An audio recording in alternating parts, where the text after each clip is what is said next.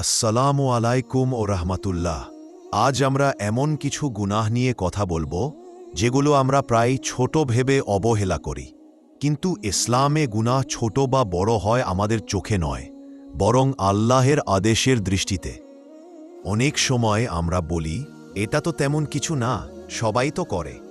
কিন্তু ছোট গুনাহ যখন বারবার করা হয় তখন সেটা আর ছোট থাকে না, বরং সেটা ধীরে ধীরে মানুষের অন্তরকে কঠিন করে দেয় এবং ঈমানকে দুর্বল করে ফেলে। প্রথমত, চোখের গুনাহ।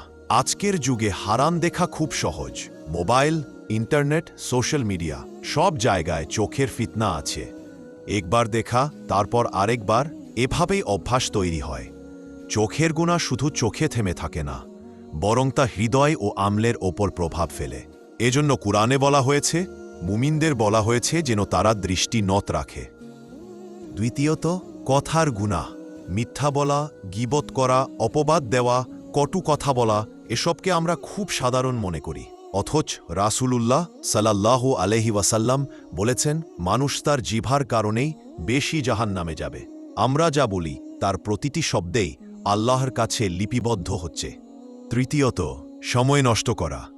সময় আল্লাহর বড় নিয়ামত, কিন্তু আমরা এই সময় অনেক ক্ষেত্রে অকারণে নষ্ট করি।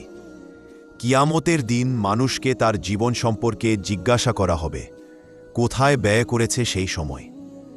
তখন আমরা যদি আল্লাহর ইবাদত ও ভালো কাজে সময় না দিই, তাহলে আফসোস ছাড়া কিছুই থাকবে না।